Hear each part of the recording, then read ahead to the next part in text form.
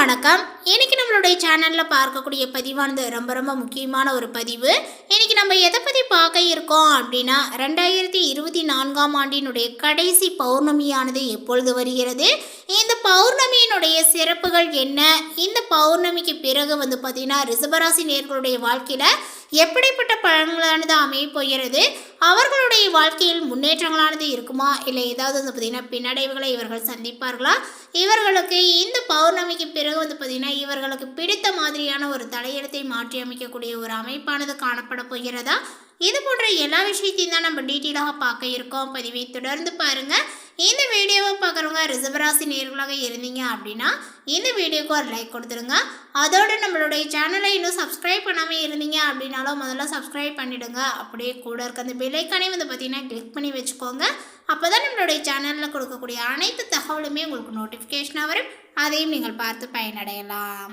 வரக்கூடிய இந்த பௌர்ணமிக்கு பிறகு ரிஷபராசி நேயர்கள் பார்த்தீங்கன்னா அவர்களுடைய வாழ்க்கையில் எந்த மாதிரியான விஷயங்களை பார்த்தீங்கன்னா எதிர்கொள்ள போகின்றார்கள், அவர்கள் பார்த்தீங்கன்னா எந்த மாதிரியான சவால்களை பார்த்தீங்கன்னா சந்திக்க போகின்றார்கள் அப்படிங்கிறத பார்க்கறதுக்கு முன்னாடி நம்மளுடைய இந்த கடைசி, அதாவது 2024ஆம் ஆண்டினுடைய கடைசி பௌர்ணமியாக பார்த்தீங்கன்னா கருதப்படுவதனால இந்த பௌர்ணமியினுடைய சிறப்புகள் என்ன, இந்த நாளில் எந்த மாதிரியான ஒரு பரிகாரத்தை செஞ்சால் நம்மளுடைய வாழ்க்கையில் முன்னேற்றங்களானது ஏற்படும் அப்படிங்கிறது குறித்து எல்லா விஷயத்தையும் ஒரு சிறிய கண்ணோட்டமாக பார்க்கலாம். அதற்கப்புறமாக பார்த்தீங்கன்னா இந்த ரிஷபராசிக்காரர்களுக்கு என்ன விஷயங்கள்லாம் நடக்க போகுது அப்படிங்கிறத குறித்து டீட்டெயிலாக பார்த்து தெரிந்து கொள்ளலாம்.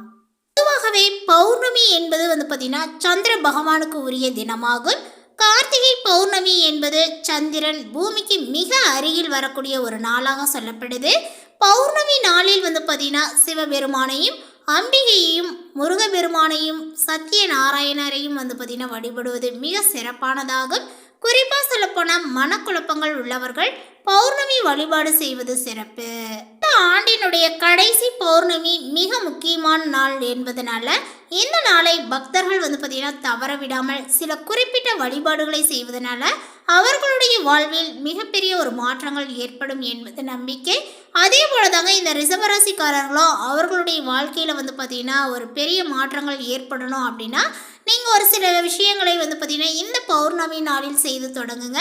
நிச்சயமாக அடுத்து வரக்கூடிய இந்த 15 நாட்களுமே உங்களுக்கு சாதகமாக இருக்கும் அப்படின்னு சொல்லலாம். 2024ஆம் ஆண்டினுடைய கடைசி பௌர்ணமி அப்படிங்கிறதுனால இந்த பௌர்ணமி அன்று நம்ம பெருமாள் கோயிலுக்கு சென்று விளக்குகளை ஏற்றி வழிபடுவது சிறப்பு. அதேபோல் மகாவிஷ்ணு உலகிற்கு ஒளி கொடுத்து உலகை காத்த தினம் என்பதனால இந்த நாளில் பெருமாள் கோயிலுக்கு சென்று தீபங்களை ஏற்றி வழிபட்டால் நம்முடைய வாழ்வும் ஒளிமயம் ஆகும் என்பது ஐதீகம். அதே போல 9 நெய் தீபங்கள் ஏற்றி வழிபட்டால் நவகிரகங்களால் ஏற்படக்கூடிய தோஷங்கள் பிரச்சனைகள் அனைத்துமே நீங்கும் என்பது நம்பிக்கை. பௌர்ணமி என்பதனால இந்த நாளில் வீட்டில் சத்தியநாராயண பூஜைகளை செய்து வழிபட்டால் ஓராண்டு முழுவதுமே சத்தியநாராயண பூஜை செய்த பலன்களானது கிடைக்கும். ஆண்டினுடைய கடைசி பௌர்ணமியான கார்த்திகை பௌர்ணமி தினத்தில் கிரிவலம் வழிபடுவதனால சிவன் பெருமாள் ஆகியோரினுடைய அருளானது கிடைக்கும். அது மட்டும் இல்லாமல் பொதுவாகவே ஞாயிற்றுக்கிழமையில் திருவண்ணாமலையில் கிரிவலம் சென்றால் சிவலோக பதவியானது கிடைக்கும் என்பது ஐதீகம். ஞாயிற்றுக்கிழமையில் வரக்கூடிய பௌர்ணமி, அதுவும் கார்த்திகை பௌர்ணமி நாளில் கிரிவலம் சென்றால் எவ்வளவு உயர்வான பலன்களானது கிடைக்கும் என்பதை நினைத்து பாருங்கள். அளவில்லாத புண்ணிய பலன்களையும் இறையருளையும் பெற விரும்புபவர்கள் இந்த நாளை தவறவிடாமல் தீபங்களை ஏற்றி வழிபடுவது வாழ்க்கையில் இருக்கக்கூடிய துன்பங்கள் தீர வழிவகுக்கும் அப்படின்னு சொல்லலாங்க. இதனை தொடர்ந்து பார்த்தீங்கன்னா இந்த ரிஷபராசி நேயர்களும் செய்து வந்தீங்க அப்படின்னா உங்களுடைய வாழ்க்கையில் பார்த்தீங்கன்னா நிறைய மாற்றங்களானது ஏற்படும். அதேபோல் உங்களுடைய வாழ்வும் ஒளிமயமானதாக மாறும் அப்படின்னு சொல்லலாங்க. அதற்கான ஒரு அடி அஸ்திவாரம் அப்படின்னு கூட சொல்லலாங்க. ஸோ இந்த ஒரு விஷயத்தை பௌர்ணமி நாளில் செய்து வருவது ரொம்ப சிறந்தது. தவற விடாதீங்க. இந்த பௌர்ணமியை பயன்படுத்தி உங்களுடைய வாழ்க்கையில் பார்த்தீங்கன்னா முன்னேறுவதற்கான ஒரு வழியை தேடிக்கொள்ளுங்கள் அப்படின்னு சொல்லலாம். இப்போ ரிஷபராசிக்காரர்கள் இந்த பௌர்ணமிக்கு பிறகு என்ன பலன்களை அடைய போகிறாங்க அப்படிங்கிறத இப்போ டீட்டெயிலாக பார்த்து தெரிந்து கொள்ளலாம். ரிஷபராசியை சார்ந்தவர்களுக்கு இந்த பௌர்ணமிக்கு பிறகு கலவையான பலன்களானது பார்த்தீங்கன்னா கிடைக்கும் அப்படின்னு சொல்லலாம். குறிப்பாக பார்த்தீங்கன்னா உங்களுடைய ஆரோக்கியத்தில் சொல்லும்போது முழு கவனங்கள் செலுத்துவது நல்லது அப்படிங்கிற மாதிரி வந்து சொல்லப்பட்டிருக்கு. மருத்துவம் தொடர்பான செலவுகளானது வந்து பார்த்திங்கன்னா அதிகரிக்குங்க. அரசு துறையில் உள்ளவர்களுக்கு கடினமான காலங்களாக அமையும். உங்களுடைய வேலையை ஒழுங்குபடுத்தி சரியான நேரத்தில் செய்து முடிக்க முயற்சி செய்வது அவசியம். வம்பு வழக்குகளை தவிர்ப்பது அவசியம். நீதிமன்ற வழக்குகளை நிதானமாக பேசி தீர்த்து கொள்வது நல்லது. வண்டி வாகன பயன்பாட்டில் வந்து பார்த்திங்கன்னா கவனங்கள் தேவை. மேலுமே திடீர் என வந்து பார்த்திங்கன்னா நல்ல ஒரு மாற்றங்களானது உருவாகும். திட்டமிட்ட காரியங்களை செயல்படுத்த யாருடைய உதவியேனும் உங்களுக்கு கிடைத்து கொண்டே இருக்கும். லட்சிய பாதையை நோக்கி நீங்கள் அடியெடுத்து வைப்பீர்கள். நீண்ட நாட்களாக எதிர்பார்த்த உத்தியோக முன்னேற்றங்கள் அதேபோல் தொழில் வளர்ச்சிகள் போன்றவை இப்பொழுது வந்து படிப்படியாகவே நடைபெற தொடங்கும்.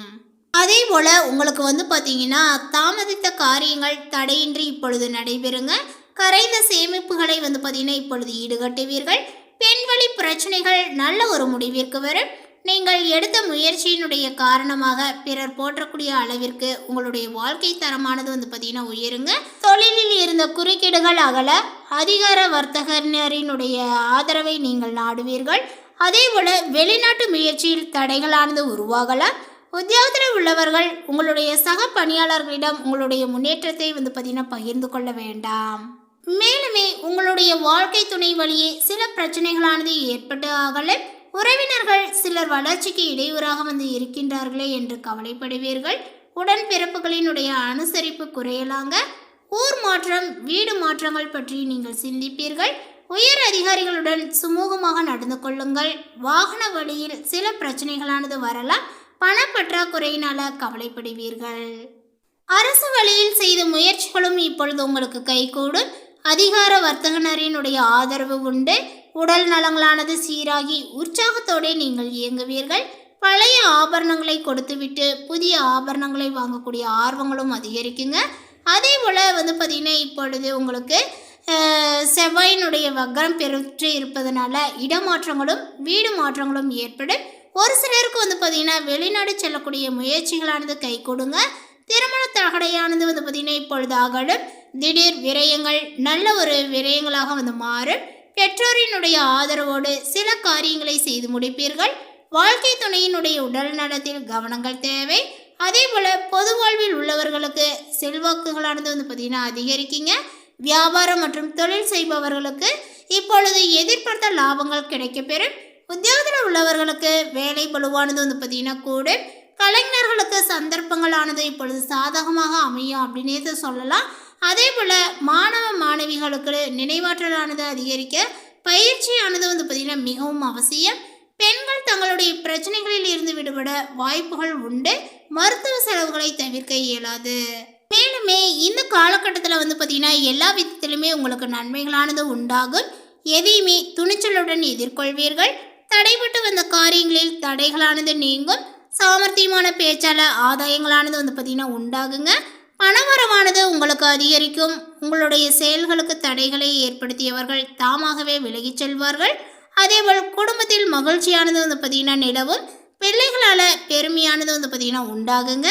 கணவன் மனைவிக்கிடையே இருந்த கருத்து வேற்றுமையும் நீங்கும். குடும்பத்தினருக்காக பொருட்களை வாங்குவீர்கள்.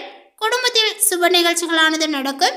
வாழ்க்கையில் புதிய முன்னேற்றங்கள் ஏற்படும். உடல் ஆரோக்கியங்களானது அடையுங்க. மனதில் வந்து பார்த்திங்கன்னா மகிழ்ச்சியானது உண்டாகும்படியான நிகழ்ச்சிகளும் நடக்கும்.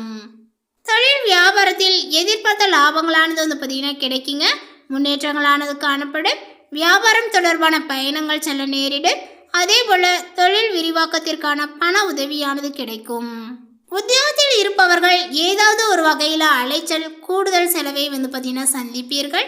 வேறு ஒருவர் செய்த செயலுக்கு வீண் பழிகள் வந்து ஏற்க வேண்டியதாகவும் இருக்கும். எனவே கவனங்கள் தேவை.